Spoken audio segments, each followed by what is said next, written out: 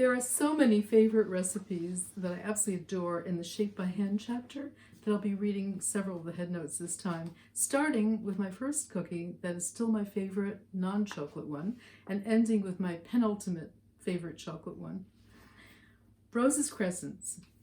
I first made this totally exquisite cookie almost 60 years ago. It was my first cookie success. The high proportion of ground almonds to flour, 1 part almonds to 3 parts flour, makes this buttery cookie perfectly tender and delicate without falling apart. It remains one of my top favorites. In fact, if I had just one cookie to crave, this would be it. We'll wait until we get to the chocolate one. Lion's Paws. This was a cookie that I created for Coed magazine, and it was in Rose's Christmas Cookies. It wasn't good to eat, but it was so adorable that I was determined to make it also as delicious as it looked. I say the same thing in the headnote. I created these whimsical cookies many years ago as part of an article about a safari supper for the now defunct, it's a terrible word, Coed magazine. The main course was a mixture of spiced dry cereals I called Habitat. Celery stalks filled with cream cheese and topped with sesame seeds became ants climbing a tree.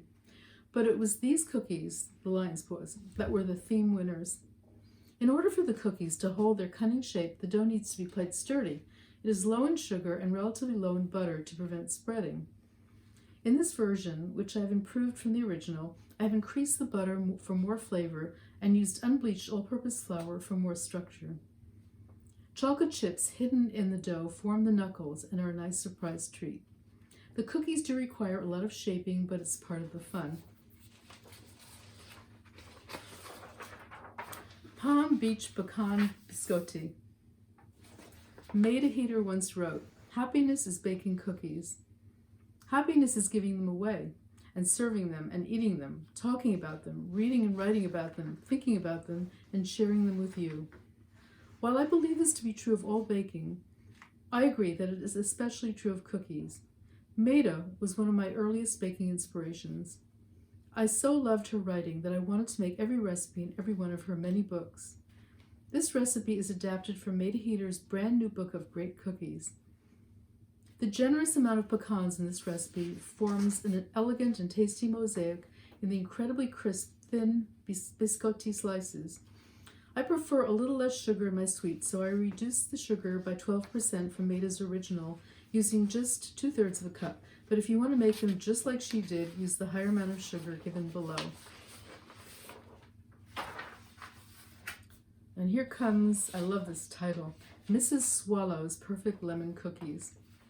These extraordinary cookies have a sweet meringue-like crunch, but the sweetness of the sugar is tempered by the lemon in the dough and a gilding of tart lemon curd filling. The recipe was given to me by an old friend from my childhood, Colin Streeter, whose family hailed from England. It was handed down from Colin's grandmother's cook, Mrs. Grace Swallows, and enhanced by Colin's clever addition of lemon juice, lemon oil, and a whisper of cardamom, and by sandwiching the cookies with the lemon curd. Now this has always been, or long been, well actually it's a very new recipe, but still long been my favorite chocolate cookie until the very last one that's going to be read today. And that has kind of blown this one out of the water. But still, don't pass this one up. It's easier and it's really delicious. Chocolate Sablaise. This is the ultimate chocolate cookie, sandy as the French name implies, crisp and dissolving. I enjoy the flavor that comes from using part brown sugar, and I prefer to make the dough in a smaller 5-cup food processor so that all the sugar gets ground as fine as possible, which makes the crumb tighter and crisper. However, I give the mixer method below as well if you don't have this size food processor.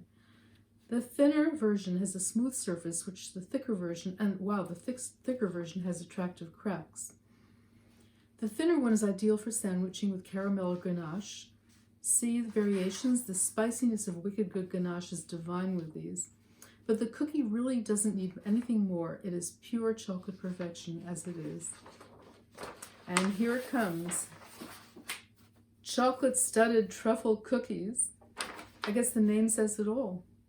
Several years ago, I created a chocolate layer cake for my book, Rose's Heavenly Cakes, with a ganache truffle for the center to ensure that it would have a flow even if overbaked. But it was my kindred spirit, chocolatier Zach Townsend, who recently crafted these stellar chocolate cookies using the same concept. The cookies have a chewy, brownie-like texture with a pleasing crunch from the undissolved turbinado sugar and the addition of tiny bits of chocolate. But oh, the centers! They are chocolate at its finest moment, lusciously, enticingly creamy. It doesn't get better than this.